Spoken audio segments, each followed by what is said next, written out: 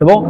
Allez, mesdames et messieurs, Brouchim Habayim, soyez les bienvenus. Je suis très très heureux que vous soyez si nombreux pour ce premier shiur La Vérité. Et je ne sais pas si le Rav, voilà, le Rav il est là, le Rav Avner. Et je profite vraiment en votre nom à tous de le remercier pour tout ce qu'il fait Bémet pour la communauté de Natania, pour tout ce qu'il fait au quotidien pour les gens. Sachez que Bémet ici c'est un repère. Faut venir ici à n'importe quelle heure, à part quand le Rav il a des obligations.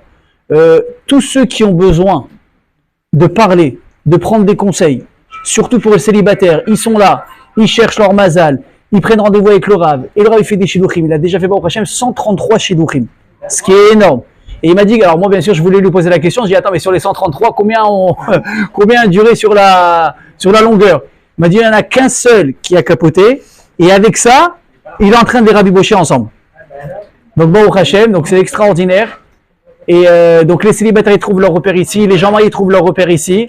Donc vraiment on le remercie pour tout ce qu'il fait au quotidien. Sans parler de ce cours magnifique, il nous accueille depuis Baruch Hashem plusieurs mois maintenant, dans une ambiance extraordinaire. Vous voyez des tables qui donnent vraiment envie, des apéros, des pizzas, des barbecues, des repas spéciaux hors Chodesh. Ceux qui sont là depuis maintenant un moment, ils peuvent témoigner que c'est la vérité. C'est pas juste pour vous appâter au premier shiur. Alors vraiment on le remercie que je le rend au centuple tout ce qu'il fait pour nous, et que Bézrat Hashem par le mérite que vous soyez tous venus à ce beau shiur de Torah qui j'espère que va vous intéresser, que vous apporte Bézrat Hashem l'Hatzlacha dans ce que vous avez besoin, dans vos maisons, que Bézrat Hashem, que les célibataires peuvent trouver Bézrat Hashem leur mazal, et ceux qui sont mariés puissent le rester, c'est pas moins important. Et juste avant qu'on commence le cours, je vous demande à si c'est possible de mettre les téléphones sur silencieux, comme ça on va pouvoir être concentré, sans être dérangé, et Bézrat Hashem, ça nous apporte beaucoup de chance. Amen, Kenny Ratson. Alors, le thème de ce soir, parce que je vous avais promis quand même des thèmes intéressants, on essaye vraiment de faire des thèmes d'actualité, des notions, des sujets importants qui vont nous intéresser et avec lesquels on va pouvoir vraiment repartir avec des vrais bagages pour tous les jours. Parce que parler de sujets qui sont très hauts, c'est bien, mais c'est pas suffisant. Parce qu'aujourd'hui, les gens ont besoin de réponses. Surtout, on a abordé Baruch Hashem énormément de sujets depuis qu'on est là. On a parlé d'un peu tout. On parle d'éducation, on parle de Shalom Bayit, on parle de Midot, on parle de reproches, on parle d'amour, la connexion avec Dieu, la prière. Pourquoi est-ce qu'on a répondu, pourquoi est-ce qu'on n'a pas répondu? On essaye vraiment de faire un tour de tout. Et encore on remercie beaucoup le Rav pour tout ce qu'il fait pour nous. Baruch Hashem. Merci beaucoup. Vous voyez, c'est sa discrétion. Il est là, comme si c'est un invité dans sa propre synagogue. Vraiment, kol hakavod. Alors, Bézrat Hashem, je voudrais aborder avec vous ce soir un point, je pense, qui est important. Et c'est la période dans laquelle on se trouve maintenant, c'est celle du Homer, la Sfirat HaOmer. C'est que la Sfirat HaOmer, c'est quoi? Aujourd'hui, on fait Zecher les Sfirat HaOmer. Avant l'époque du Beth Amikdash, on apportait justement des korbanot, qu'on appelait ça le Homer. Et aujourd'hui, qu'on n'a plus ça, on fait Zecher les Sfirat HaOmer. On fait ce qu'on appelle une préparation à Shavuot à travers justement un décompte du Homer. Aujourd'hui, on est le premier, demain on est le 2, etc. Et ce soir, pour ceux qui n'ont pas compté, vous ne pouvez pas le dire, mais moi, comme j'ai déjà fait pendant Arvi les Sfirat HaOmer, ce soir, on est le 14. Donc, on a entamé maintenant la deuxième semaine des Sfirat HaOmer. Alors, il faut savoir que le Homer, comme vous le savez, je ne sais pas si vous étiez au courant, mais à la base, c'est censé être une période extraordinaire de fête. Or, comme vous le savez, moi, depuis que je suis né, quand j'entends « Ah, c'est le Homer », c'est synonyme de choses complètement différentes. C'est quoi? Il faut dire les mots, c'est un deuil. On porte le deuil. Vous voyez? Je vois plein de gens que j'ai pas l'habitude de voir avec des barbes. Et ils l'ont, Baruch Hashem, kol hakavod. Alors il y en a qui le portent mieux que d'autres. Bon, ça on peut rien faire, mais c'est comme ça. Mais c'est quoi aujourd'hui? Aujourd'hui, c'est de ne pas se raser, ne pas écouter de musique, ne pas pouvoir se marier, ne pas faire plein de choses. Et la question c'est pourquoi est-ce qu'aujourd'hui on en est là? Et je rappelle, ça fait à peu près combien de temps que ce Homer il existe? Ça fait combien de temps qu'on le fait maintenant? À peu près 2000 ans. À peu près 2000 ans. Alors, je vais vous poser une question, j'imagine que vous connaissez quand même la réponse. Est-ce que vous savez pourquoi est-ce que on est dans cette période de deuil aujourd'hui? Qu'est-ce qui s'est passé à l'époque? Vous savez ou pas? N'ayez pas peur. Celui qui répond mal, il ne payera pas la place, c'est pas grave. Tout va bien. Non? Non? Les élèves, il y a eu 24 000 élèves de Rabbi Akiva qui sont décédés à cette période. En combien de temps ça a duré? Rabotai, 33 jours. 33 jours. Alors, si vous voulez, je vous dis un petit truc sympa. Si vous savez, il y a une différence entre les Ashkenazim et les Sfaradim sur la période du Homer. Nous, les Sfaradim, qu'est-ce qu'on fait? On commence le décompte, donc, comme tout le monde, le lendemain de Pessah jusqu'à Shavuot, et on porte le deuil du Homer, en souvenir de ses élèves qui sont décédés, depuis le premier jour et jusqu'au 34e au matin. Donc 33e jour, c'est l'Akba Omer. Le lendemain au matin 34, on peut se raser, on peut recommencer le mariage, etc. Les Ashkenazim, eux, ils n'ont pas le même minhag que nous. Eux, ils tirent jusqu'à Shavuot. Pourquoi? Parce que si vous voulez, il y a deux avis dans le Shulchan Aruch. Comment ça s'est passé? Est-ce qu'ils sont morts les 33 premiers jours du Homer ou pendant 33 jours du Homer, mais uniquement dans des jours dans lesquels on ne fait pas Tachanoun? C'est-à-dire que toute la période de Nissan dans laquelle on est encore maintenant, ils ne sont pas morts. Et Rosh Chodesh, ça ne s'est pas passé. Et il y a eu plusieurs périodes comme ça qui ne s'est pas passé. Mais quand on est éparpillé, on fait 33 jours. Donc nous, les Sfaradim, on pense que c'est les 33 premiers, on a bloqué. Et les Ashkenazim, comme ils hésitent un petit peu là-dessus, qu'est-ce qu'ils ont? Ils ont pris les deux avis. Ils disent, en plus qu'on ne sait pas, on va faire la Khomra, on va prendre depuis le lendemain de Pessah et jusqu'à Shavuot, ce qui leur fait une période de deuil à eux de 49 jours, qui est beaucoup plus longue. Ok. Maintenant, Rabotai, on va poser la vraie question. Qu'est-ce qui s'est passé? Comment c'est possible que 24 000 personnes sont mortes en 33 jours? Alors, ce qui est intéressant, c'est que quand j'ai préparé le cours, je me suis posé la question, mais je ne sais pas pourquoi, il y a quelque chose qui ne me dérangeait pas. Je dis, mais finalement, c'est pas tellement impressionnant. Je me suis dit, mais pourquoi est-ce que je pense comme ça?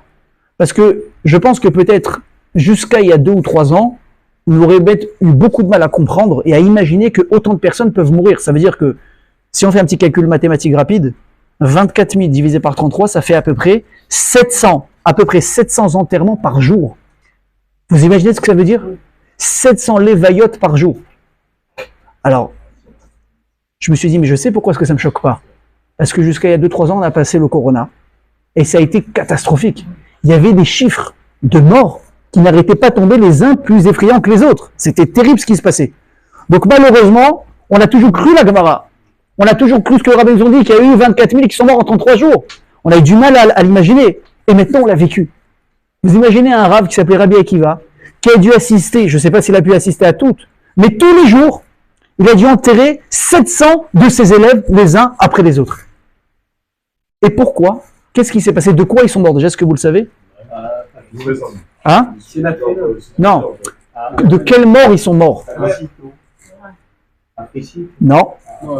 La Gemara dans Ibam a dit qu'ils sont niftar d'une mort qui s'appelle la Haskara. La Haskara, j'ai dit qu'est-ce que c'est? Alors j'ai recherché un petit peu. Et c'est une maladie qui existe encore aujourd'hui. Ça s'appelle en français la diphtérie. Vous savez ce que c'est la diphtérie? La diphtérie, vous savez que c'est une maladie qui s'attaque à la gorge d'une personne, qui va faire gonfler toute la gorge de la personne, et la personne va s'étouffer. Elle va suffoquer parce qu'elle ne peut plus respirer. Sachez que jusqu'à aujourd'hui, d'ailleurs, c'est une maladie qui a toujours existé. En 1923, on a trouvé un vaccin à cette maladie, et depuis 1980 et quelques, en France, c'est devenu, comme vous le savez ou pas, un vaccin obligatoire à tous les enfants qui naissent. Au même titre que le tétanos, etc. Il y a 2 ou 3 rappels à faire quand les enfants ont entre 2 et 1 an. Et jusqu'à aujourd'hui, on doit vacciner les gens contre cette maladie qui existe encore aujourd'hui. Et les élèves de Rabbi Akiva, ils sont morts de cette même maladie qu'on appelle la Haskara, la diphtérie. Alors, imaginez ce que je vous dis. Tu me dis, bon, il y a 1, 2, 10 personnes, 100 personnes, 1000, 10 000 personnes qui sont niftar. Il y a une épidémie, 24 000. C'est quelque chose. Mais à la différence du corona qu'on a commencé à parler, le corona, tout le monde a été touché. C'est parti de la Chine comme on le sait. Il n'y a pas un pays qui a été épargné, les États-Unis, la France, tout ce que vous voulez. Mais là, qu'est-ce qui s'est passé chez Rabbi Akiva? Ça a été que sa yeshiva, que ses élèves, entre guillemets, qui l'ont peut-être retransmis l'un à l'autre, mais c'était bloqué là-bas. Pourtant, les gens, ils sortaient. Les gens, ils allaient, je sais pas, manger chez des gens, ils allaient faire des courses, ils allaient vivre, ils allaient se baigner, ils allaient au milieu, ils devaient sortir de la yeshiva à un moment donné. Pourquoi les gens n'ont pas été touchés par ça? Ça veut dire quoi? On va être obligé d'admettre que Hachem les a punis pour une raison précise, mais à eux seulement. C'est pas une épidémie qui a tapé le monde entier. C'est une épidémie, on est obligé de l'appeler épidémie parce que 24 000, c'est pas simplement une petite maladie. Mais c'est une épidémie qui a touché certaines personnes parce que malheureusement, elles le méritaient. Pourquoi est-ce que le mériter? La Gemara, qu'est-ce qu'elle va nous dire dans Masechet Yevamot? Écoutez bien. Shneim Asar Elev Zugim Talmidim Ayou le Rabbi Akiva. Donc il y avait 12 000 pères d'élèves à Rabbi Akiva, donc ça nous fait 24 000. Vekulam Metu Beperek Echad. Ils sont tous morts à la même période. Pourquoi? Elle dit la Gemara, écoutez bien. Mi Pene Shelom Nahagu Kavod Zelazé. Parce qu'ils n'ont pas su se donner l'un à l'autre du respect. Et tout le monde est mort. Kula meto mi pesach vadatseret. On a dit de quoi? De la maladie qui s'appelle Haskara. la diphtérie. Rabota, une question. Vous savez qui c'était Rabbi Akiva? Rabbi Akiva, c'est celui qui a dit sur la mitzvah de la Torah qu'on va lire cette semaine, Bezrat Hashem Shabbat, dans Parashat Kedoshim, Ve'ahavta l'ereacha kamocha. Tu dois aimer ton prochain comme toi-même. Ça paraît abstrait, ça paraît difficile, c'est une mitzvah. Rabbi Akiva va dire là-dessus, Zeklal Gadol Batorah. J'ai pas vu dans beaucoup des autres qu'il y a marqué Zeklal Gadol Batorah, ou c'est une grande règle dans la Torah. Il faut s'aimer les uns les autres comme tu t'aimes toi-même. Alors si tu me dis, écoute, c'est un truc qui est abstrait, c'est un truc dont j'ai jamais entendu parler ou personne ne me l'a expliqué, je veux bien. Mais quand ton maître, c'est lui, on va dire, qui a mis le point sur cette mitzvah, comment 24 000 personnes sont capables de passer à côté de ça? C'est-à-dire qu'ils ont loupé quelque chose de grave pour que tout le monde s'en aille, vous imaginez ou pas? Et maintenant la question qui se pose, alors une seconde. Si on parle de personnes, excusez-moi du terme, mais mauvais, si on parle de personnes qui n'avaient pas de bonne midote, si on parle de personnes qui ne se supportaient pas, qui ne se donnaient pas de kavod, je suis désolé, pourquoi est-ce que nous, 2000 ans après, on est encore en train de tenir un deuil pour des gens pareils? C'est pas juste.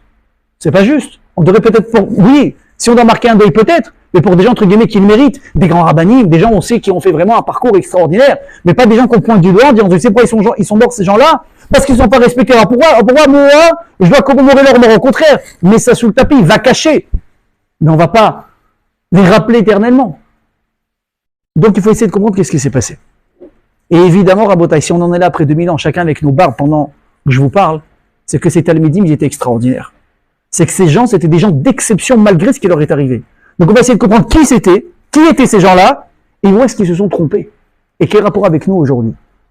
Il y a le Maharsha, un très grand commentateur de la Gemara, qui veut dire que peut-être ce qu'on appelle ici, chez l'Onagou Kavod Zelazé, c'est ce qu'aujourd'hui nous on va appeler aujourd'hui le Lashon Hara. Ils n'ont pas arrêté de mal parler les uns sur les autres. Et le Maharsha, il veut prouver ça en disant quoi? Regarde, de quelle mort on a dit qu'ils sont morts? C'est pas Chazvé Shalom un arrêt cardiaque, ou allez-nous une tumeur au cerveau, ou Chazvé Shalom quelque chose qui a pu attaquer le reste du corps. À quoi ça s'est pris? À la gorge. D'où elle sort la parole? De la bouche. On respire, on forme des mots, on parle, et ça sort. Mida Keneged Mida, que je vois qu'est-ce qu'il a fait? C'est à la gorge qu'il a tapé. Vous parlez mal, vous ne parlerez plus. Ça, c'est l'approche du Maharsha. Mais ça ne répond pas à notre question.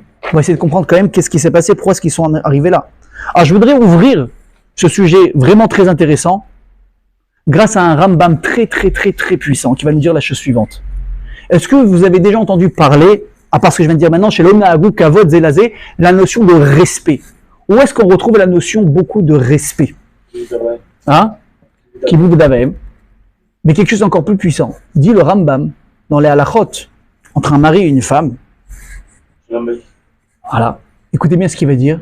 Il va dire qu'une personne, quand elle se marie, elle a beaucoup de devoirs envers sa femme. Mais il y a un devoir en particulier, écoutez bien, c'est quoi? Savou Chachamim, les Chachamim ont ordonné. Sheye Adam Mechabed et Ishto Yoter Migufo Ve'ohava Kegufo. Un homme a l'obligation d'aimer sa femme comme il s'aime à lui-même, mais il y a un deuxième niveau. Il doit la respecter, écoutez bien, plus que ce qu'il se respecte lui-même. Alors ce qui est intéressant, c'est qu'aujourd'hui, bien sûr, tous ceux qui rentrent sous la roupa, ou des parents qui accompagnent leurs enfants sous la roupa, et Bezrat Hashem, ce sera le cas de tous les célibataires très bientôt, Bezrat Hashem, les parents, quand ils les accompagnent, ils leur souhaitent une chose, c'est quoi? Bezrat Hashem, que ce couple, il puisse durer. Vous savez qu'aujourd'hui, les chiffres, ils font très peur. En Europe, il y a à peu près 50% de divorces. Ça veut dire qu'un couple sur deux qui se marie quand vous assistez à un mariage ou pas, il est voué à l'échec. C'est terrible. C'est terrible. Donc les parents, quand ils vont accompagner leurs enfants, au bout de 20 ans, 25 ans, 30 ans sous leur repas, enfin, on a réussi à le caser. Enfin, on a réussi à la caser. Qu'est-ce qu'ils vont dire? Ah, le fait que ça puisse durer. Et qu'est-ce qu'on souhaite au Khatanim le jour de la Choupa? C'est quoi? Asher bara, Sasson, Vesimcha. On leur souhaite quoi? Ahava, Ve'arva, Shalom, Ve'reut. On leur souhaite de la paix, on leur souhaite de l'amour. Mais le Rambam, il dit, mais on loupe ici quelque chose de hyper essentiel. C'est le kavod. C'est le respect. On va expliquer tout de suite quelle est la différence. Mais vous allez voir qu'il y a une différence phénoménale et énorme. Je pense qu'elle est tellement énorme qu'on ne s'en rend pas compte. Parce que l'amour et le respect, vous allez voir que ça n'a absolument rien à voir. On est obligé de respecter une personne si on veut perdurer quelque chose. Et sinon, ça ne marchera pas. Rabotai, ce soir, comme je l'ai dit, on est dans la Sfirat HaOmer. Et pour essayer de comprendre qu'est-ce que c'est la Sfirat HaOmer et pourquoi ça a tombé maintenant, vous allez comprendre. Vous savez qu'on a deux fêtes principales dans le judaïsme. On a Pessah et on a Sukkot. Sukkot, ça dure 8 jours. Pessah, ça dure 7 jours. Quand vous regardez les psukim de la Torah, il y a marqué quoi? Que Pessah, normalement, ça aurait dû durer également, Sukkot, ça aurait dû durer 7 jours. Mais Hachem, qu'est-ce qu'il a fait? Il a ajouté un jour de fête indépendant de Sukkot qui s'appelle comment? Shemini Atzeret. Et je précise, c'est une fête indépendante de Pessah. La preuve, est-ce qu'on mange dans la Soukha? Non. On mange plus dans la Soukha. On finit Sukkot. Le 8e jour, on sort de la Soukha et on rentre dans la maison et c'est le jour où on fait Simchat Torah. Bon, en France, ils ont 2 jours. Mais en tout cas, c'est un jour qu'on passe en dehors de la Soukha. Pourquoi? Parce que c'est une fête indépendante. La preuve, même également, quand on fera le Kiddush, on va en faire la bracha de Shechianu. Parce que Hachem, on t'a obligé d'arriver arriver à ce moment qui est nouveau maintenant. C'est une nouvelle fête. Et Pessah, alors qu'est-ce qui se passe? On a 7 jours de fête. Mais il n'y a pas d'ajout. Il n'y a pas d'ajout à cette fête. C'est 7 jours et c'est tout. Pendant 7 jours, on mange de la matzah. On a fini la matzah, on a fait du Pessah, n'est-ce pas? On fait la mimouna, on range la vaisselle, etc., etc. Eh ben, détrompez-vous. Pessah aussi a une suite. Il a un ajout de fête. C'est quoi? Hein? La mimouna. Non. Il se croit que c'est propre à toutes les fêtes. C'est toujours un petit lendemain. Non. Chez Pessah, ça fait partie de Pessah. Chez Véhuchel, Pessah. Non, ça c'est autre chose. C'est pour ceux qui étaient tamés, qui étaient impurs, qui pouvaient faire. Ça n'existe pas. Shushan Pessah, Pessah Sheni peut-être. C'est quoi? Écoutez bien. La fête écoutez bien, qui fait partie, entre guillemets, de la suite de Pessah, mais qui n'est pas Pessah, c'est quoi? C'est Shavuot. Ah bon? Ah, je vous apprends un truc là. Shavuot, écoutez bien ce que je vous dis, c'est entre guillemets la suite qui est censée suivre Pessah. Mais quoi? On a une période de combien de temps entre Pessah et Shavuot? On a 40 jours. On a 49 jours avec l'Omer, on a 40 jours. Qu'est-ce qui se passe? Pourquoi ça a été tellement espacé? Parce qu'on a besoin d'une préparation particulière à Shavuot et il nous faut 49 jours pour atteindre le niveau qu'il faut. Mais ça veut dire, écoutez bien ce que je vous dis. Si ça veut dire que Pessah c'est une fête et que Shavuot entre guillemets c'est la suite de la fête de Pessah, ça veut dire que toute la période de Sfirat HaOmer c'est quoi? Écoutez bien, c'est un très grand jour de Chol HaMoed. Vous imaginez, donc on a l'habitude de Chol HaMoed, c'est quoi? On a normalement un jour de fête, peut-être 2 en France, donc ici en Israël, 1 jour et 1 jour. On a à peu près 4-5 jours de Chol HaMoed. Là, les amis, on en a 49. En tout cas 40, si on commence à compter à partir de la fin de Pessah. Donc imaginez, vous savez qu'il y a des halachot spécifiques à Chol HaMoed. C'est la fête, c'est la simcha. Il faut s'habiller comme si c'était la fête. Il faut faire des repas comme si c'était la fête. Je sais que pour les dames, c'est difficile. Mais bon, moi, je pense que si on fait réchauffer de bons restants, et qu'on refait motzi, je pense qu'on fait la mitzvah comme il faut. Vous savez, je suis sympa, je vous fais une remise. Mais c'est une mitzvah, c'est-à-dire que normalement, à la base, pendant 40 jours, quand Pessah termine, c'est pas, c'est terminé, on va essayer de reprendre la ligne. Non, c'est encore la fête pendant 40 jours. Vous vivez, vous, actuellement, une fête? On a dit que c'est devenu un deuil. Comment est-ce qu'on l'a transformé? On a abîmé un jour de fête tellement grand, le Chol HaMoed le plus long de l'année finalement, auquel on n'aura jamais le droit, en jour de deuil qu'on est tous en train de respecter et de tenir et de commémorer et de revivre chaque année. La question est claire ou pas? C'est bon? Alors écoutez ça. Comme on a dit, les élèves, ils étaient les élèves de Rabbi Akiva. Et on a du mal à comprendre qu'est-ce qu'ils ont loupé. Déjà pour comprendre qui était Rabbi Akiva, pour comprendre qui étaient ses élèves, Rabbi Akiva, il avait des midot, Moraï Verabotai, une simplicité, une pureté. On ne comprend pas comment les élèves sont sortis comme ça. J'ai rencontré 2 histoires sur Rabbi Akiva. Vous savez que Rabbi Akiva, à la base, il ne s'appelait pas Rabbi Akiva. Comment il s'appelait? Non. Il est venu bien après. C'est l'élève de qui? L'élève de personne. Ah ouais, c'est ça. Rabbi Akiva, C'est le même niveau que Moshe Rabbeinu. quand il est devenu plus grand. Mais Rabbi Akiva, à la base, Rabotai, il s'appelait Akiva. C'était personne. Personne de chez personne, c'était un berger. C'était même un mendiant, il n'avait pas d'argent. Tu vas à 40 ans. Exactement. Il y en a qui disaient un guerre, là, qui disent que c'était le descendant d'un guerre. C'était personne. Le Aleph Bet, il ne connaissait pas à l'âge de 40 ans. Le Aleph Bet, qu'un enfant il apprend aujourd'hui, à quel âge on fait le Aleph Bet au Ghana? À 4 ans, 5 ans? Il ne connaissait pas le Aleph Bet à 40 ans. Comment est-ce que son histoire elle a tourné? Comment est-ce que ça a changé? Il était berger. Il était mendiant. Chez un très très très grand riche qui s'appelait Kalba Savoie. En araméen, Kalba c'est quoi? Kélev, le chien. Savoie, ça veut dire quoi? Rassasié. Pourquoi est-ce qu'on l'a surnommé comme ça? Parce qu'il était tellement riche que même un chien, quand il rentrait dans sa maison, il ressortait rassasié tellement qu'il y avait de l'opulence et de manger chez lui à la maison. C'était un des 3 riches, les plus riches de tout Yerushalayim, donc de tout Eretz Israël. Il avait tellement de richesse qu'il aurait pu faire tenir tout Eretz Israël pendant plus de 70 ans, rien que grâce à sa richesse. Vous imaginez ou pas? Sa fille, donc, qui était une princesse, Rachel, elle était vouée à un prince, à quelqu'un, un Tamid Racham extraordinaire. Et voilà qu'au détour d'un chemin, elle va flasher sur ce garçon, qui paye pas de mine en plus de ça. Il peut pas, on va dire, il y a des gens aujourd'hui, il y a des mythos, ils vont louer un beau costume, ils vont faire croire que c'est un, je sais pas moi, un oligarque ou quelqu'un. Rien, zéro. Il paye pas de mine. Il n'est pas forcément beau, il n'a pas d'argent, il n'a rien pour se la jouer, pour se mettre en valeur. Et pourtant, on va flécher sur lui. Pourquoi? Parce qu'elle avait une mida chez lui, c'était quoi? La tsniout. Je parle pas de tsniout, la pudeur. Je parle pas maintenant d'habillement. Vous savez que la tsniout, ça concerne les femmes comme les hommes, sauf que les hommes peut-être ne le savent pas, même au niveau habillement. Mais il y a surtout, et je voudrais préciser cette chose-là, la tsniout, c'est avant peut-être même l'habillement, c'est sur le comportement. Comme on a, encore une fois, comme on a l'habitude de plus être attentif sur la tsniout d'une femme, donc je vais prendre l'exemple d'une femme, mais vous pouvez prendre une femme avec, on va dire, le top de l'habillement tsniout, la perruque, les manches, la robe, le décolleté qui est bien fermé, magnifique, tout va bien. Mais le comportement crie, hé, regarde-moi, je suis là. Elle n'a rien compris. La tsniout, ça va de pair dans le comportement avec l'habillement, sinon tu as loupé l'essentiel. La tsniout, c'est quoi? C'est la pudeur, la discrétion. Mais si tu joues avec cette discrétion, tu fais comme si tu comprenais pas qu'en t'habillant en rouge bonbon, et en parlant très fort, et en faisant comme si il n'y avait que toi qui existais dans une salle, tu t'appelles tsanoua, tsniout, tu n'as pas compris. Et pareil pour un homme, la tsniout. Rabbi Akiva, il était tsanoua, il était pudique. Rachel, elle a flashé là-dessus. Elle est partie le voir, un chidour. Comment tu t'appelles, comment je suis? Je m'appelle Akiva, je m'appelle Rachel. Il lui a dit, est-ce que tu étudies? Il lui a dit, non, je suis un amaret, je sais rien du tout. Vous savez ce qu'il lui a dit?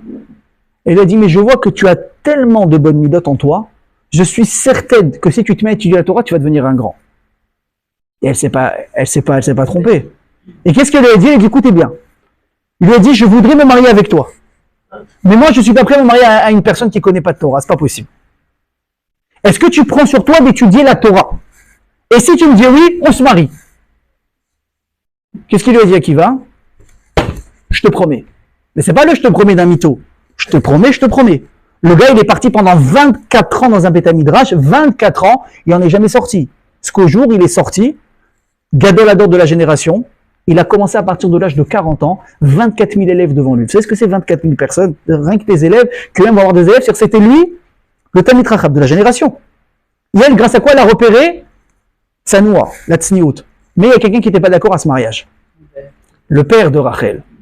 Quand il a entendu avec qui elle voulait se marier, non seulement il a piqué une crise, non seulement il a voulu rien entendre, et peut-être à juste titre, on ne peut pas le juger.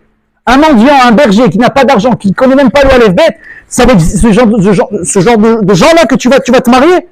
Il m'a dit, écoute bien, si tu te maries avec lui, non seulement, je ne serai pas présent à votre mariage, mais je te déshérite de toute ma fortune. Et c'est ce qu'il a fait, elle dit l'Agmara. Il a déshérité sa fille de tout, il ne lui a pas donné un centime. Comment on fait quand un couple se marie qui n'a pas d'argent? Aujourd'hui, peut-être qu'il y a des allocs, aujourd'hui, peut-être qu'il y a le Bitoach Léomi. À l'époque, il n'y avait pas, il n'y avait rien. Vous savez comment ils ont vécu, Rabbi Akiva et sa femme? Dans une étable. Ils dormaient sur de la paille. C'est comme ça qu'ils ont vécu, parce que sa femme, elle a dit, moi, je suis prêt à tout sacrifier pour que toi, tu puisses t'accomplir dans la Torah, parce que c'est ça qui m'intéresse. Mais on comprenait.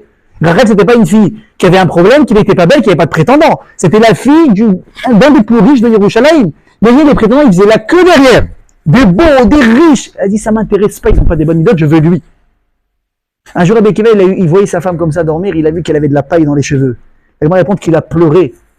Il aimait sa femme, il voyait qu'il n'avait pas d'argent. Il a dit, si seulement j'avais de l'argent, je t'offrirais ce qu'on appelle Yerushalayim Shel Zahav. Alors vous connaissez tous la chanson. Yerushalayim Shel Zahav. Il n'est pas en train de dire qu'il va lui écrire une chanson. La Gemara dit qu'à l'époque, il y avait le bijou le plus cher, il s'appelait Yerushalayim Shel Zahav. Jérusalem d'or, c'était une sorte de barrette, de quelque chose qu'on mettait comme ça dans les cheveux, quelque chose qui coûtait très très très très cher. Il a dit, si seulement j'avais de l'argent, je t'achèterais, comme il était reconnaissant envers sa femme. La Gemara dit qu'à la fin, quand il est devenu Rabbi Akiva, et que son beau-père, finalement, il s'est rendu compte qu'il s'est complètement trompé sur la personne. Il a vu 24 000 élèves qui faisaient de la place, les gens se prosternaient devant Rabbi Akiva de par sa sagesse et sa grandeur.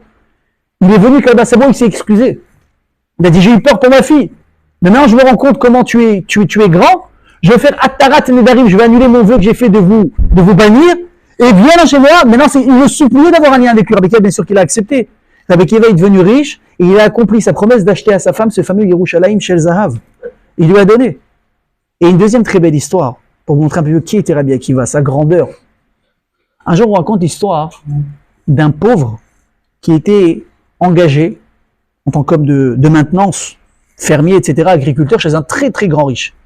Il n'avait pas d'argent, il est parti travailler là-bas. Et vous savez, à l'époque, ça se faisait beaucoup. On payait la personne à la fin du job. Tu viens pour 1 an, 2 ans, tu laisses ta femme, tu laisses ta famille, tu viens travailler. Quand tu partiras, je te paierai. Le pauvre en question, il a travaillé d'arrache-pied pendant 3 ans. Il n'a pas vu un centime.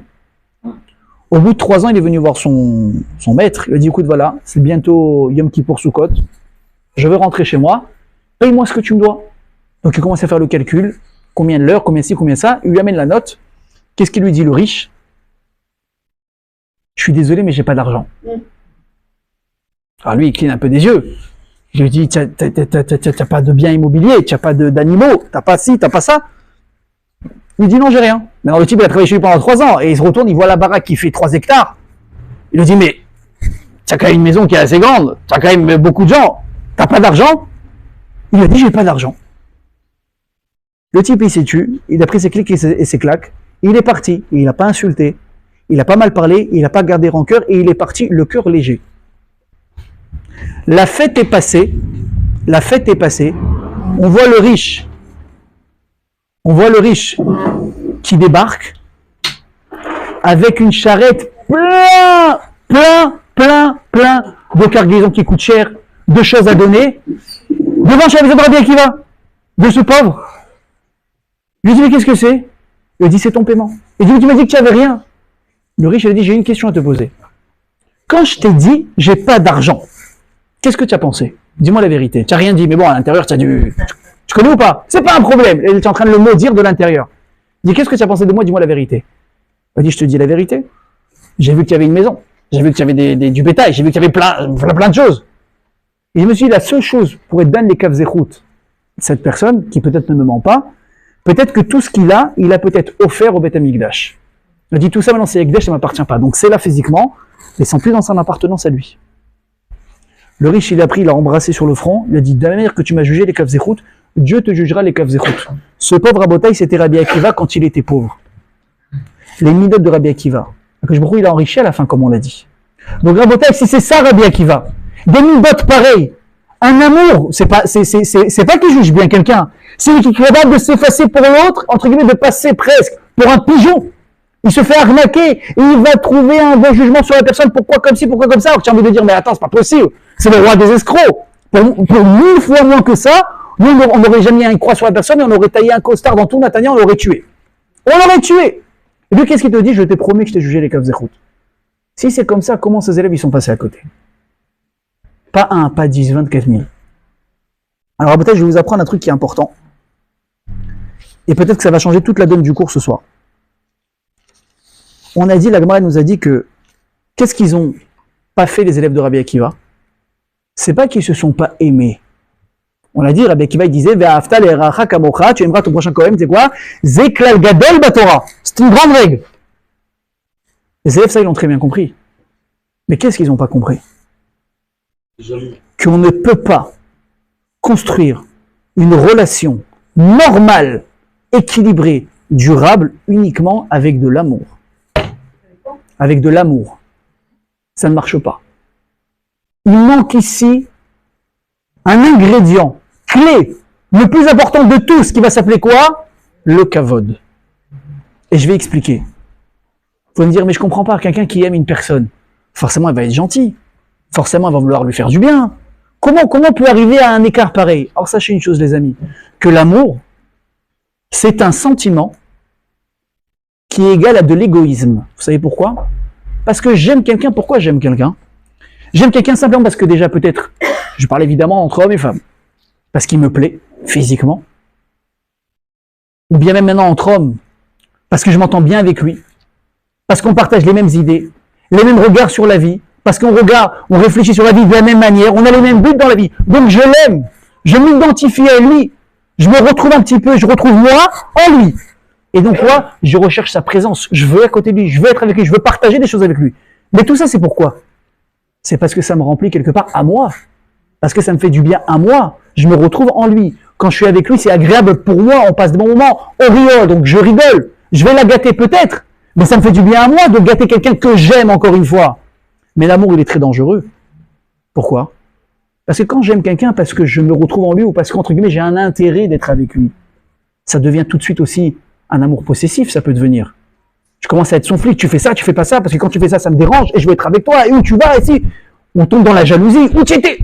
Pourquoi mais je t'aime, mais tu m'aimes, oui. Mais je t'aime parce que c'est ma manière à moi de traduire l'amour pour une personne. Mais qu'est-ce qui manque à ce moment-là? Kavod. Kavod, c'est Rabotai, c'est Milachon, ça vient du langage Koved. C'est quoi Koved? Kaved en hébreu, c'est quoi? Lourd. C'est lourd. Il faut donner le poids et la place à chacun qu'il mérite. Il faut que tu puisses laisser la personne dans son espace. La personne, des fois, elle a besoin d'espace. Elle a besoin de sa personnalité, de sa manière de réfléchir, de sa manière de se comporter, de sa manière de voir la vie, de sa manière de faire sa avodat Hashem. Rabbi Akiva, il avait 24 000 élèves.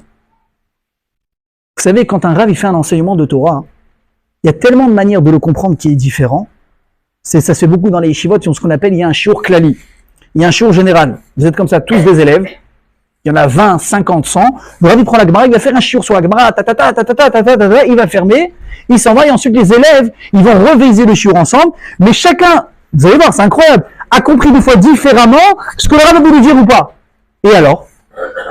Shivim Panim la Torah, on sait que la Torah elle a 70 facettes. C'est quoi le problème? Le problème, il est que quand tu n'es pas capable d'accepter que l'autre a compris différemment de toi. Et là, on tombe exactement dans le point du problème des élèves de Rabbi Akiva. Et je m'explique.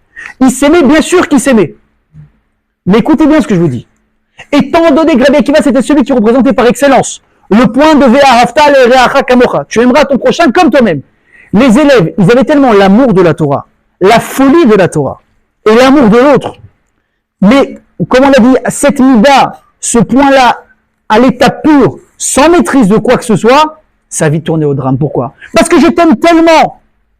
Je ne peux pas accepter que tu vas te comprendre différemment de moi, surtout que moi, je pense que ta manière à toi, elle est fausse. Donc je t'aime tellement que je peux plus m'entendre avec toi. C'est pas possible, tu es fou. J'ai l'impression que tu fais carrément une avéra de penser comme ça. Comment tu peux croire que servir Hachem, c'est peut-être plus par la crainte de Dieu plutôt que de l'amour de Dieu? Il y en a qui vont trouver leur voie dans la Torah par la chassidoute. Il y en a qui vont la trouver plus parce qu'ils sont à fond dans la halakha. La Gemara, qu'est-ce qu'elle dit? La Torah, elle dit qu'une personne, elle doit étudier ce qu'elle aime. Il y a le Midrash, il y a la Kabbalah, il y a la halakha, il y a la Gemara. Il n'y a pas de manière de comprendre et d'étudier la Torah et l'approche de la Torah. Alors évidemment, je le dis tout de suite, si on ne fait pas de la Gemara à la base avec de la halakha, on n'aura rien à la fin dans la main. C'est pas possible. Parce que vous prenez les plus grands livres de Kabbalah, de Chassidut, les livres du Rabbi de Lubavitch, les livres de Rabbi Nachman de Breslev. Avant d'écrire ces écrits-là, hyper puissants, ils ont tous fait le même parcours que des enfants qui sont au Gan. Ils ont fait Chumash, ils ont fait Mishnah, ils ont fait Gemara, ils ont fait Halakha, et après ils ont commencé à toucher à la Torah mystique. Mais tu es obligé de baser ta Torah sur quelque chose que tu sais qui va dans la voie de la Torah. Comment tu peux être un bon juif si tu ne sais pas comment faire Shabbat? Comment tu peux construire une maison cachère si toi et ta femme vous n'étudiez pas les lois de pureté familiale? Comment tu peux être un bon juif si tu ne sais pas que tout le temps tu es en train de voler alors que tu ne sais pas que tu voles? Mais ça, il faut que tu étudies. Ça, il faut que tu te fasses un raf. Ça, il faut que tu poses des questions. Avant de toucher à des livres aussi puissants que le l'écouter Moharan ou que le l'écouter Sichot du Rabbi. Ces géants-là, ils ont compris une chose. Il y a plusieurs manières quand même d'approcher la Torah. Il y a, encore une fois, il y a un parcours à faire. Mais à un moment donné, chacun peut trouver là où il s'accroche le plus. Je vais mettre plus de temps dans la chassidoute. Je vais mettre plus de temps dans la halakha. Plus de temps, il y a des gens, vous voyez des gens aujourd'hui, il y a plusieurs mêmes sortes de kolélim qui existent. Il y a des kollels où on étudie que de la Gemara et un petit peu d'halakha. Il y en a qui vont faire l'inverse. Énormément d'halakha. Et vous voyez qu'à chaque fois, tu croises des gens où tu te dis, moi je suis dans un kollel de Gemara. Oh là là, toute la journée Gemara. C'est super. Tu te dis, moi j'arrive pas, j'ai besoin d'apprendre des halachot, je veux passer des examens. Je veux apprendre comment je fais ci, comment je fais ça. Il dit, non mais moi j'ai besoin justement, le pile-poule, le réfléchir, deux styles très différents. Mais on s'accepte les uns les autres. Et chaque kollel va respecter l'autre. Chaque personne qui a son style va respecter le style d'en face. Mais ça, pourquoi est-ce qu'on y arrive? Parce que j'accepte la différence de l'autre. Il n'est pas obligé de penser comme moi. il n'est pas obligé d'avoir la même approche que moi. Il n'est pas obligé de se comporter comme moi, du moment, encore une fois, bien sûr, ça reste dans le cadre de la Torah. Et ça, ce qu'ils ont loupé, les élèves de Rabbi Akiva, ils s'aimaient, oui, mais un peu trop. Dans le sens où je t'aime tellement. Et moi, je suis tellement persuadé que mon chemin à moi, que j'ai compris comment il faut servir Hachem, comment est-ce qu'il faut faire telle et telle chose, c'est ça qui est vrai. Je t'aime tellement que j'ai peur pour toi si tu ne penses pas comment que tu te trompes et je ne peux pas supporter que tu te trompes. Et donc quoi? Donc comme on dit, il y a un écart qui s'est créé entre les uns et les autres. Et il n'y a plus de respect. Parce que, écoutez bien ce que je vous dis, de ne pas donner la place à l'autre dans un couple, dans une société, avec des amis, dans un travail, de ne pas lui laisser le droit d'exister, c'est de ne pas le respecter. Je ne peux pas je ne peux pas uniquement cohabiter avec des gens avec qui je m'entends. Mais ça n'existe pas. Ça n'existe pas un monde pareil. Là, on avait donné un cours là-dessus il y a quelques temps, je ne sais pas si vous vous rappelez les garçons. On a dit pourquoi est-ce que Bruit il a créé tellement de visages différents? Quelqu'un se ressemble à quelqu'un ici? Là, je fais un tour d'horizon. Là, ici, il n'y a personne qui ressemble à l'autre. Personne ne ressemble à l'autre ici. Il y a des fois, on dit qu'on a 6 aussi dans le monde, et pour la petite histoire, je vous dis la vérité, 6 ou 7 peut-être. Pour la petite histoire, la semaine dernière, je suis rentré dans un magasin, et j'achète un truc, je vois un caissier, et je vois un gars, je lui dis, ça va, tu vas bien? Et il me dit, oui. Non, il me dit oui, parce que j'allais de temps en temps dans ce magasin. Mais je vois que son oui, il est moins chaleureux que le mien. Donc là, tout de suite, j'ai compris qu'il y avait un problème, je me suis arrêté, je lui ai dit, attends, t'es bien le fils d'un tel, on se croise à la synagogue, chez le coiffeur, etc. Elle me dit, non, pas du tout.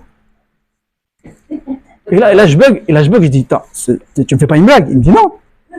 Je lui dis, attends, tu connais pas, maintenant, l'histoire, c'est quoi? C'est que le père du garçon que moi je connais, il a son magasin pas loin du magasin dans lequel j'étais. Il dit, tu connais pas le type qui est là? Il a un fils qui te ressemble, mais comme 2 gouttes d'eau. Il me dit, mais c'est pas le premier à me le dire. Je lui dis, stop, bouge pas, je l'ai pris en photo. Je lui dis, bouge pas, je suis obligé, il faut commencer à prouver qu'on a des sosies dans le monde. Je l'ai pris en photo. Je lui dis, je te promets, je vais voir le garçon, je vais le montrer. Il faut que je fasse une photo l'un à côté de l'autre, c'est obligatoire. Mais pourquoi est-ce qu'on est tous différents? La Gemara dit, Keshem, shepartufehem shonim, kach nishmotehem shonot. De la même manière que les visages des gens sont différents, leur âme et leur personnalité sont différentes. Comment est-ce qu'on dit visage en hébreu? Panim. Comment est-ce qu'on dit l'intériorité d'une personne? Pnim. C'est exactement les mêmes mots, mais sauf qu'on les prononce différemment. L'intériorité de la personne se reflète dans son apparence physique. C'est pour ça que quand vous voyez des très très très grands rabbanim, vous n'avez pas besoin de leur raconter j'ai fait ci, j'ai fait ça, je viens d'ici, je viens de ça. Le gars il regarde ton front et il y a tout qui est écrit comme un livre ouvert. Les gens disaient quand les gens ils allaient voir le Harizal, Rabbi Yitzhak Luria Ashkenazi, le maître de la Kabbalah qu'on a aujourd'hui, qui a décortiqué toute la Kabbalah, qui est enterré à Tzfat, les gens quand ils passaient dans ils allaient le voir, ils allaient tous avec un chapeau. Parce qu'ils ne pouvaient pas. Le Harizal, il voyait des fois des avérotes, mais il est déchiré. Comment tu peux faire quelque chose comme ça? Un jour, on raconte qu'une personne, écoutez bien ce que je vous dis, elle est passée devant un grand rave, je ne sais pas si c'est le Harizal, je ne me rappelle pas son nom, et le rave, il lui a dit, pourquoi est-ce que tu fais une avéra aussi grande que de mélanger le lait et la viande? Le type dit, c'est pas possible, quelqu'un m'a balancé. Pourtant, je le fais en secret, pourtant personne si, pourtant ça, pourtant ça. Ils sont partis pour le rave, il dit, mais comment tu as su? C'est ce qu'il a dit? Il dit, j'ai rien inventé. Il y a marqué dans les livres saints, Sfarim Akdoshim, que celui qui mélange le lait et la viande, sur son front, il y a un dessin de taureau. Tac. Il a dit, j'ai rien fait, il est rentré, j'ai vu ça sur son front, j'ai su.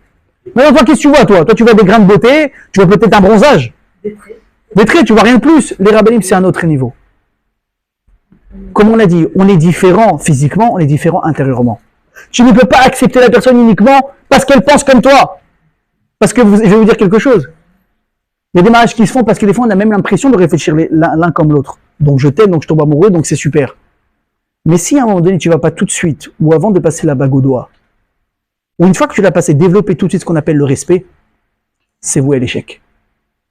Parce que si tu ne t'habitues pas tout de suite à lui laisser son espace, elle a sa personnalité, son caractère, ses traits de caractère, ses midot, sa manière de voir la vie, sa manière de réagir par rapport à des situations. Des fois, tu vois, je sais pas, c'est marrant.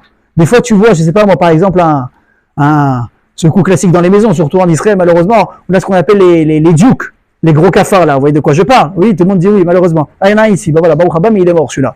Ok? Merci après. Ça rentre, ça écœure tout le monde. C'est le gars qui va faire, ah, Berk, la femme où elle est, elle a déjà grimpé au lustre. Alors, Si tu critiques, tu vas te moquer d'elle. Ah, tu m'as saoulé, vas-y, prends le balai, fais-le, va t'appeler, tu vas, salut, tu as l'impression qu'il y a un terroriste qui est en train de dire, qu'est-ce qu'il y a? Il y a un cafard! Tu dis, mais comment, malade, c'est pour ça que tu vas me chercher. Mais respecte la réaction. Elle réagit pas comme toi. Elle est différente de toi. Mais ça, Rabotai, ça vous fait rire. Mais je vous donne un exemple. Mais quand on arrive à des décisions, à des analyses de problèmes, comment réagir face à ces situations, comment éduquer son enfant, on va avoir des différences. Mais Rabotai, je vous apprends un grand ridouche. Écoutez bien ce que je vous dis. On est obligé d'avoir des différences dans la pensée des gens si on veut arriver à la vérité. Comment est-ce qu'on a construit notre Talmud, notre étude à nous? Toutes les gbarottes, c'est quoi? C'est que des marloquettes, c'est des discussions. Abaye, Rava, Rabbi Ishmael, Rabbi Akiva, Rabba, Rava, ça s'arrête pas, tout le temps, ils disent que je suis pas d'accord, pas d'accord. Mais pourquoi? On avait qu'à faire un beau format de vie, tout le monde pense pareil, et tout va bien dans le meilleur des mondes. Pourquoi ça marche pas? Vous savez pourquoi? Parce que c'est uniquement à force de discuter, que chacun donne son avis différent, qu'on est sûr qu'on a retourné toutes les pierres et qu'on a enfin trouvé la vérité. Parce que si je dis quelque chose, on me dit Emet, Kadosh, Amen, je saurais jamais si je me trompe. Or que si je suis là avec ma chavruta, je suis en train d'étudier, et je lui donne un trac, et lui il y a une question, et je suis pas d'accord. Mais sa question des fois elle est tellement forte, je me dis ouh, comment j'ai pas vu ça en face? Mais là tu serais passé à côté. Si le gars n'était pas en face pour te tenir tête. Mais c'est pareil dans un couple. Je veux faire ça, non je veux faire ça, mais pourquoi si, pourquoi ça, et pourquoi si, pourquoi ça? Mais à la fin tu te rends compte peut-être qu'il y a des choses que tu as loupées. Mais alors le secret c'est quoi? Ne pas penser comme l'autre, c'est pas du tout une tragédie. C'est nécessaire. Mais il y a une manière de le faire. Si tu ne respectes pas la personne, ça ne marchera pas. Et c'est quoi respecter une personne finalement? Comme on a dit, à part de lui donner son espace, à part de la faire exister. C'est pas forcément de faire quelque chose. Des fois, c'est soit faire de petites choses, des fois, simplement de ne rien faire du tout. Il faut une personne, des fois, qui a besoin d'épancher son cœur. Elle n'est pas bien, elle a besoin de parler. Je vous dis, vraiment, rendez-vous service, et je dis ça à chaque fois aux gens qui sont autour de moi. Même des fois, ça m'arrive, j'ai envie de parler à quelqu'un, il commence à me donner des leçons de vie. Alors, des fois, je suis calme, donc j'arrive à lui parler, des fois, je m'en vais parce que je suis énervé. Mais je lui dis, mais je n'ai pas besoin, je n'ai pas demandé de conseils. J'ai demandé simplement une chose, c'est quoi? C'est qu'on m'entende et qu'on me comprenne. Mais ça, c'est énorme. Ça, c'est respecter la douleur de la personne. La personne, elle vient maintenant, elle a besoin de te parler, tu arrêtes tout, tu l'écoutes, tu existes. Je ne suis pas là uniquement dans les bons moments, je suis également là dans les mauvais. Parce que la vie, c'est ça. C'est un mélange de bons et de moins bons, de moments faciles et de moments difficiles, de moments amoureux, de moments où on est en dispute. Et on a besoin de s'expliquer, on a besoin de parler. Mais il faut que tu sois là pour écouter. Sinon, ça ne marchera pas. Elle te demande un café. Ou tu as un ami au bureau qui te demande un café. Maintenant, toi, tu penses que le meilleur café, c'est cette capsule-là. L'espresso, je sais pas moi, la violette. Mais on n'est pas d'accord, il dit que la orange, elle est meilleure. Maintenant, toi, tu veux le faire kiffer. Tu vas mettre la capsule violette comme un bain. Et celui-là me dit, ah, c'est pas bon. Bon, je te prépare un café. Mais pourquoi tu veux le café que toi, tu aimes? Fais le café que lui aime. C'est des choses simples, mais ça fait toute la différence. Tu acceptes la différence avec la personne. Et c'est ça la différence, les amis. C'est ça. Alors, avec quoi on va ressortir maintenant de ce cours? Avec quoi on va ressortir? On a parlé du kavod, d'accord? Mais comment est-ce que finalement on va arriver à faire tout ça? Vous savez, et c'est avec ça qu'on va terminer, on a deux grands décisionnaires dans la Mishnah qui s'appellent Beth Shammai et Beth Hillel. La maison de Shammai et la maison de Hillel. Le Rav c'était Hillel Azaken et l'autre c'était Shammai. Alors, on va pas faire un jeu de mots, ils se chamaillaient tout le temps, ça on peut le dire. Mais finalement l'idée de qui on va dire c'est la vie de qui qu'on va retenir jusqu'à aujourd'hui pour trancher la halakha, à part dans des exceptions, c'est Beth Hillel. Et pourquoi est-ce qu'on va retenir Beth Hillel plus que Beth Shammai? Écoutez bien. Parce que nous peinons chez nos chimehem, parce que Beth Hillel, ils avaient une manière de faire qui est beaucoup plus agréable que Beth Shammai. Ça veut dire, écoutez bien ce qu'il a dit. Chez Magdinim, divrei Beth Shammai, les divrehem. Beth Hillel, qu'est-ce qu'il faisait quand il était au Beth Midrash? Il y avait deux écoles de yeshivot, ils commençaient maintenant à se rencontrer pour discuter halakha. Beth Hillel, tout de suite. Bechavot, c'est vous qui commencez à parler. Nous, on s'écrase. On vous laisse la place. Parlez. Qu'est-ce qu'il faisait? Écoutez bien ce que je vous dis. Il les écoutait jusqu'au bout. Vous voyez, rien d'extraordinaire. Moi, je vous mets au défi. Je vous mets au défi quand vous n'êtes pas d'accord avec quelqu'un, dans votre couple, avec un ami, de le laisser parler plus d'1 minute 30 sans l'interrompre. Je vous mets au défi. Et si vous tenez, je vous serrerai la main. Bon, les femmes à distance, évidemment. Mais les amis, même, je vous ferai la bise. C'est impossible. Eux, c'était pas une fois. C'était pas 1 minute 30 dans la journée. C'était tous les jours, toute la journée, pendant toute leur vie. D'abord, il les laissait parler. Ils les écoutaient jusqu'au bout. Et avant de parler eux-mêmes, ils répétaient ce qu'ils avaient dit Beth Shammai. Donc, en fait, tu veux dire que quoi? Que A, B, C, D. Donc, A, ça veut dire ça. B, ça veut dire ça. C, ça veut dire ça. Et une fois qu'ils étaient OK, maintenant je te donne mon point de vue à moi, et il l'exposait. Pourquoi c'est hyper important? Parce qu'il y a deux choses qui ressortent d'ici. Premièrement, il y a le respect. Toi d'abord, moi j'ai tout mon temps. Tu parles avant moi, il n'y a aucun problème. Je te donne ton espace. Dis, existe. Dis ce que tu as à dire, ta manière de dire. Elle m'intéresse même plus que la mienne. Je vais entendre d'abord ce que tu as à dire. Moi, je sais ce que je vais dire. Mais ce que tu as à dire, il n'est pas moins important que moi. Mais surtout, et ça c'est quelque chose qui est ramené aujourd'hui en psychologie, quand vous voulez vous assurer que la personne en face, elle vous a bien comprise, il y a une seule manière. Vous vous rendez compte à quel point, mais des fois c'est ahurissant, c'est vraiment choquant. Tu parles avec quelqu'un, ça part en débat, en dispute. Et au bout de 3/4 d'heure, 1 heure de nerfs, là finalement tu vas résumer en un mot votre désaccord, et tu as personne en face qui va te dire, mais j'ai jamais dit ça. Attends, tu te fous de moi. Tu es en train de rétracter parce que tu as honte, parce que tu regrettes. Mais j'ai jamais dit ça. Mais oui, tu as dit ça. Mais je voulais pas dire ça, je voulais dire ça. Là, tu te rends compte que Bichet, vous n'avez même pas de désaccord. Vous êtes d'accord? Ça arrive ou pas? Très souvent. Dans les couples, j'en parle même pas. Donc, c'est quoi le secret? En psychologie, on appelle ça la shkifout, la transparence. Quand tu veux t'assurer que la personne, elle t'ait comprise ou que tu l'as compris, avant de parler, avant d'ouvrir ta bouche, si déjà tu es capable de le laisser finir, comme on a dit, c'est déjà du boulot. T'as passé la première étape, t'arrives à la deuxième. Avant de parler, assure-toi que tu as bien compris ton interlocuteur. Donc en fait, ce que tu es en train de dire maintenant, c'est que tu trouves que je suis passé à la maison, que je rentre trop tard. Tu trouves que je fais pas assez de travail. Tu trouves que j'arrive en retard. Tu trouves que mon travail n'est pas assez bon. Non, j'ai pas dit ça. Pas du tout. Alors c'est quoi? J'ai pas compris. Et on va éviter beaucoup de problèmes. Donc le moussard de tout ça, c'est quoi, les amis? Il faut jamais s'arrêter de parler. Il faut jamais arrêter de donner son avis. Parce que si on ne le donne pas, comme on l'a dit, on n'arrivera déjà jamais à la vérité. Et nous, les amis, ce qu'on a à faire aujourd'hui, je pense que c'est comme ça qu'on va répondre à la question qu'on a dit au départ. Mais pourquoi finalement on est en train de porter un deuil aujourd'hui après encore 2000 ans? Bah, je vous pose vraiment la question. Est-ce que vous pensez que nous, on est différents des élèves de Rabbi Akiva? Est-ce que nous, aujourd'hui, on est capable de dire que bien sûr, moi je respecte chaque personne qui est en face de moi? On n'a jamais dit que Zavagay ne s'aimait pas. Moi, je pense, la vérité, qu'il sait même plus que ce que nous, on s'aime peut-être aujourd'hui. Le Ve'ahavta l'ereacha kamocha, tu vas aimer ton prochain comme toi-même. Je ne sais pas si aujourd'hui on le fait. Je ne sais pas si aujourd'hui on le fait. Bien sûr qu'ils s'aimaient, leur rave, c'était Rabbi Akiva. Mais ce qu'ils n'ont pas compris, c'est que l'amour ne va pas sans respect. Parce qu'à partir du moment où je ne vais plus trouver mon intérêt avec toi, tu vas te différencier de moi, il n'y aura plus rien qui va nous rattacher. Alors que s'il y a du respect, tu peux être différent de moi, mais je te respecte. Je te donne ta place, j'accepte que je le veuille ou pas, parce que c'est le respect qui t'est dû, qui va finalement prôner sur le reste. Rabotaï, nous aujourd'hui, écoutez bien ce que je vous dis. Aujourd'hui, on est loin du compte. Et je pense que justement cette période de Pessah à Shavuot, quand on s'apprête à devenir des anges, au 49e degré de pureté, comme l'ont été les Bnei Israël à l'époque de Mahamad Arsinaï, on a un travail très difficile à fournir. Ashbori te dit, tu es tzaddik par rapport à moi, c'est très bien, magnifique. Mais quelque chose de plus important que le rapport avec Hachem, c'est quoi? C'est le rapport humain. On le dit à la Gemara. Mekoubal al Hachem, et le batouach mekoubal al Biriot. Aval mekoubal al Biriot, mekoubal al Hachem. Une personne, c'est un tzaddik par rapport à Kadosh Baruch Hu, mais il avait de mauvaises midotes avec les gens. Je me dis, sache que même par rapport à moi, on n'est pas en bon terme. Par contre, une personne qui s'entend bien avec les gens, qui fait un travail, et c'est très difficile de se travailler. Une personne qui est acceptée, qui aimait des gens, je me dis, même moi je t'aime. Tu peux faire des vérotes, ça c'est un autre problème, on va avoir un compte à régler. J'essaie que tu travailles. Mais déjà, tu as une base très positive à la base. Pourquoi? Parce que tu as aimé des gens. Si tu as aimé des gens, c'est que tu t'es travaillé.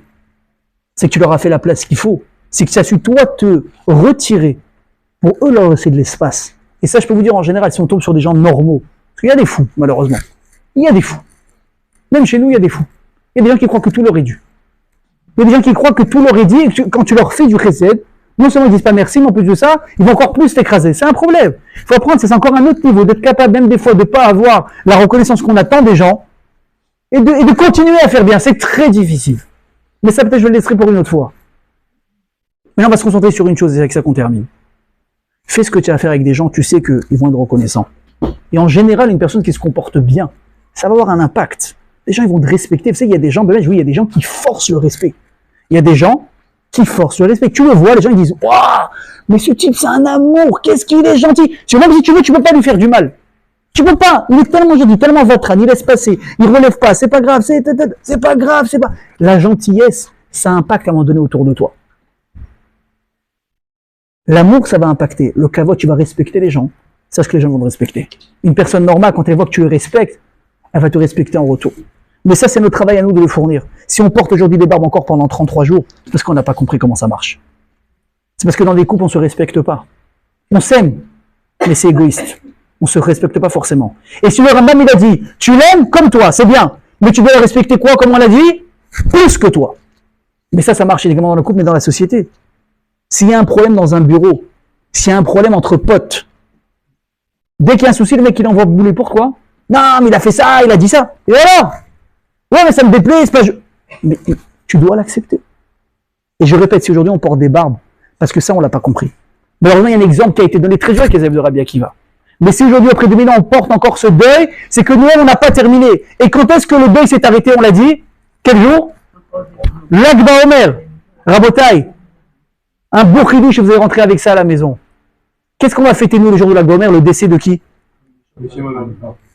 Le décès de Rabbi Shimon Bar Yochai. Lag BaOmer. Lag, c'est 33. Le 30e jour du Omer. Est-ce que vous pensez que c'est un hasard que l'épidémie des élèves de Rabbi Akiva se sont arrêtés le 33e jour du Omer? Et que bien plus tard, Rabbi Shimon Bar Yochai, qui va être un nouvel élève de Rabbi Akiva, va également décéder le jour de Lag BaOmer. Vous avez compris ou pas? Tout est lié. On fête Lag BaOmer pourquoi? Et parce que c'est loi de Rajbi, Rabbi Shimon Bar Yochai, et parce que également le jour même, l'épidémie s'est arrêtée. Mais pourquoi est-ce que c'est un hasard, vous pensez ou pas? Pourquoi? Hein? Oui, mais pourquoi? Est-ce que tu penses que, lui, l'élève de Rabbi Akiva, il est niftar? Le jour où les élèves de Rabbi Akiva, à l'époque, ils ont fini d'être niftar. Quel heureux hasard! Vous savez pourquoi? En 10 secondes et vous êtes libre. Parce que Rabbi Shimon Bar Yochai, ça a été celui quelque part qui a compris l'erreur des élèves de Rabbi Akiva et qui l'a réparé à son tour, en étant lui l'élève. Pourquoi? On sait que quand ils ont été pendant des années, lui et son fils, dans la grotte, ils sont devenus tellement hauts en Gdusha. Quand ils sont sortis, ils avaient le niveau des anges, mais on ne peut pas imaginer ce que c'était. Ils voyaient des gens faire des avérotes, ils les brûlaient avec leur regard. Quand je il a dit, oh, papa, tu fais quoi là? Moi j'ai construit un monde, c'est pas pour que tu le détruises, rentre, va te calmer, rentre dans ta grotte là-bas. Il est rentré. Quand il est sorti à ce moment-là, hein, son fils il n'était pas pris, il continuait à brûler, à casser des choses avec son regard. C'est Superman, hein, le gars. Mais qu'est-ce qu'il faisait Rabbi Shimon Bar Yochai? Lui, il réparait ce que son fils il abîmait. Il disait, tu es obligé d'accepter la différence de l'autre. Tu peux pas détruire ce qui te plaît pas. Tu peux pas détruire ce qui va pas dans ton sens. Tu es obligé d'accepter et donner le kavod d'exister à chacun, même avec ses erreurs. Sinon, le monde, il a pas de sens. Rabbi Shimon Bar Yochai, il a compris ça. L'élève de Rabbi Akiva qui est venu après, il est décédé quand? Le jour où l'épidémie des élèves de Rabbi Akiva ont également, c'est finalement terminé. La boucle est bouquée. Oh, Bezrat Hashem, on va rentrer avec ce beau message à la maison. On va comprendre qu'est-ce qu'on a à faire. Un des travaux importants qu'on a fait pendant cette période, c'est quoi? C'est se donner du respect, et je vais appeler ça du vrai respect. Baruch Adonai Olam, Amen ve'Amen, Chazak à tous. Alors, les amis, Bezrat Hashem, par Michael, une seconde, laisse tourner encore, Michael, une seconde. On va faire Birkat, évidemment, parce que la pizza a été motzi. Bezrat Hashem, je rappelle, encore une fois à la fin du shiur, on vous attend, Bezrat Hashem, nombreux et nombreuses, tous les lundis, à 20h. La table a été sympathique. Bezrat Hashem, mesdames, faites passer le mot autour de vous. Pour des dames, pour des femmes célibataires, au Hachem, ici, il y a beaucoup de célibataires. Et Bezrat Hashem, on espère que pour le prochain cours, il y aura encore plus de jeunes filles célibataires, si Dieu veut. J'espère que vous avez aimé le cours, Baruch Hashem. Maintenant, je vous invite, si vous voulez, le réécouter. Des fois, on dit, attends, il y a un truc qui m'a échappé. Ou simplement, je veux réécouter parce que tel passage m'a plu, tel passage m'a plu. Sachez que nous, Baruch Hashem, avec le tzaddik que vous voyez là, le beau gosse qui est marié, Baruch Hashem, qui est là. Nous, on reste après le cours jusqu'à tard le soir parce qu'on va mettre, si Dieu veut, ce cours sur YouTube. On a déjà, Baruch Hashem, en ligne 24 cours qui sont à votre disposition, chacun avec un thème très différent. Vous pouvez rechercher sur YouTube Rav Ruben Attal. Vous allez avoir là-bas la panoplie des cours. Ce cours également, Bezrat Hashem, dès demain ou après-demain, il sera également disponible. Avec Hashem, on va travailler une vignette pour la rendre intéressante. Donc, si vous avez aimé le cours, non seulement je vous demande d'en parler autour de vous, mais également quand vous aurez, Bezrat Hashem, accès au cours sur YouTube, partagez-le, faites profiter des gens et Bezrat Hashem qu'on puisse faire grandir le monde de la Torah. Amen, amen, chazak à tous, à la semaine prochaine, Bezrat Hashem.